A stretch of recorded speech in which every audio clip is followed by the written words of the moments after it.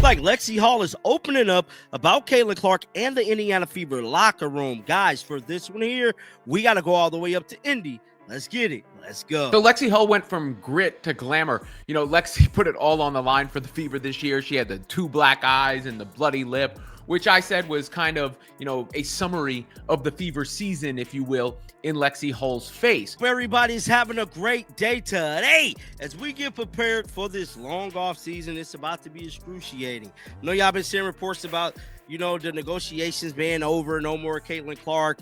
That's fake news, guys. It's all fake. But now she has done an interview with Glamour. She's one of the cover WNBA players and talked about some things that should be obvious, but are still debated at times. One, she said that there is jealousy. You clicked for Lexie Hull and the Fever locker room. Yes, we're going there. Hull didn't drop names, but her tone did. She called the off-season vibe a circus and pointed straight at the Clark-sized spotlight. Why does that matter now? Because it's shaping interviews, practice access, and even how veterans get heard. Stay with me. By the end, you'll see how this constant camera push is tied to Hull's free agency uncertainty and why her comment about sneaker perks wasn't just a joke. If you're sensing tension, you're right. Let's unpack what Hull actually signaled. Before we move on, I'd like to ask you a small favor. If you appreciate this content, please take a second to like this video and subscribe to the channel. Over 98% of you watch the videos without subscribing. It costs you nothing, but it makes a huge difference to us. So, did you click the subscribe button? Great, thank you so much. Now, back to the video. Ever wonder why a veteran says she loves a team and still sounds halfway out the door? That's where Lexie Hull lives right now. She's been careful. No names, no shots. But that one line about the locker room feeling like a circus hit like a siren. Not loud, just unavoidable. It tells you less about beef and more about the air players breathe every day. The public side is hype and sellouts. Inside, it's grind. Cameras switch on before the stretching bands come out. Practices run with mics clipped to rookies while vets wait for a turn, then get waved off because a producer wants one angle. I believe the CBA is going to get extended. They're going to run with the already existing one if this thing don't get done. This is the most important time on the W. I just don't believe they're going to allow it to be a lockout. It's too many politics around the league for the Fever and Caitlin Clark's popularity. Duh. Not to say everybody is, but we've all seen the evidence of this. She also talked about the Dewana Bonner exit. That's just my take. Now, I could be wrong, but y'all got to be careful listening to these people, man. They be just making up shit.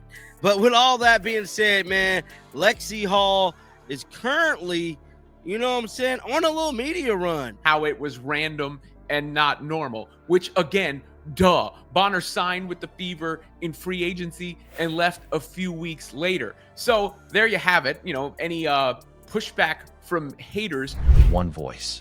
On a routine shooting day, extra lenses slide down the baseline. Staff steer media toward the same stall, and anything within that radius gets recorded, clipped, posted. A teammate tying her shoes becomes content. Walking past her locker turns into a cutaway. That's the circus vibe Hull flag. Since Clark arrived, the requests flood in. More credential emails, more social numbers, more hands raised with the same question. Interviews shift on contact. Veterans sit down ready to talk about footwork or a new coverage. And instead it turns into, how did you feel about her last game? 2 questions, both about reacting, none about their own reads or progress. The identity flips. Before, availability felt normal. You'd talk after film, you'd share a note on your matchup, and that was it. Now the calendar gets set around one headline, and everyone else answers to it. So when Hull jokes about who has the best sneaker game, there's a subtext. Free boxes, early drops, brand reps in the hallway, perks map status. That's not shade. It's a map of how attention moves through a team. Hull isn't attacking Clark. She's naming a system where one star becomes the whole show and privacy thins out to nothing. Now that we see the pressure points, let's get into how it rewrites player stories and why that sneaker line pressed so many buttons. So that sneaker line, she has the best sneaker game because she gets the most free shoes. Why did it stink? Because everyone heard the subtext. In this league, sneakers are shorthand. More boxes show up, signature talk gets louder, and brand reps hang around the tunnel for one player. It maps status without anyone saying the word. When Hull said it, fans didn't hear a joke. They heard a quiet audit of who's getting fed. Lexie Hull is one of the biggest names this offseason. I feel like Lexie Hull is going to be getting a major payday in regards to her basketball abilities on the court. Coming right from Lexie Hull's mouth herself. Yeah, so Lexie, again, appearing on the cover of Glamour. This is what she had to say. This is the cover image right here. So now, with that being said, this article has been released, and it goes on to say Lexie gets real about Caitlin Clark, Indiana Fever locker room and off-season uncertainty. Now, I've been telling y'all, I feel like Lexie Hull is somebody that I feel like right there.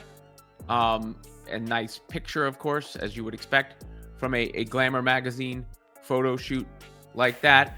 And then there is the quotes in question that I was just talking about on the jealousy aspect. This was what she said. That imbalance shows up on media days in a way you can feel. Reporters cluster tight around one stall. A vet steps to the side wall, answers 2 questions, both about Clark's performance, none about her own adjustments.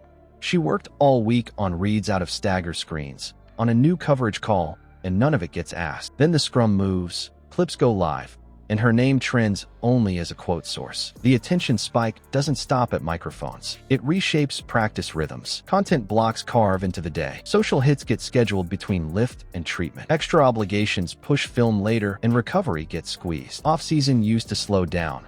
Now it runs like a rolling chute. That's standard star gravity in the W. But Indiana's pull is outsized and constant, turning months without games into a full-time content cycle. Good for visibility, tough on everyone else's bandwidth. So Hull says she loves Indiana and still hedges. That's timing, not confusion. It's 50-50 with Lexie staying. I feel like Lexie definitely should stay. I'm not saying Lexie should leave in any way, shape, form, or fashion. But when it comes to the money, Indiana might not want to give Lexie Hull like a max deal. There is a level of jealousy when it comes to the Fever, just because of the media attention and the fans that have shown up for us ever since Caitlin got here. We've heard people and players and teams talking in their locker room about, we can't let the Fever win. And I feel like she can go somewhere else and definitely get that max. She don't have to come off the bench, which she wasn't really coming off the bench this season, but sometimes she was. But it goes on to say Caitlin Clark sneakers almost took the Indiana Fever to the finals. Remember when Caitlin Clark at the Commissioner's Cup celebration was like, they're gonna hate this or whatever she said? I mean, yeah. I mean, it makes sense, by the way. It's not like that's even odd.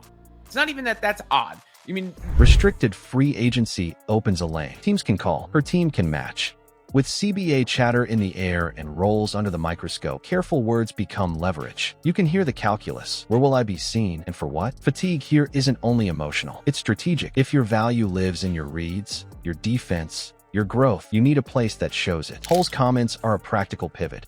If the circus doesn't balance out, free agency is how you control your narrative and your workload. And that puts fans in a new spot, tracking not just stat lines, but how quotes get framed and who benefits when the mics turn on next. Hull's point isn't hate, it's a map. Stardom rewrites daily life, and vets weigh how much control they have over attention. When one player pulls every lens, the rest decide whether to adapt or reset their path somewhere else. So watch how Indiana sets the stage next season. Who gets questions after practice? Who gets extra reps on camera days? Which voices show up in team content? Those choices ripple into free agency. If the circus vibe stays, some will lean in and ride the wave. Others will cash out their story in a new city where the mic finally points their way.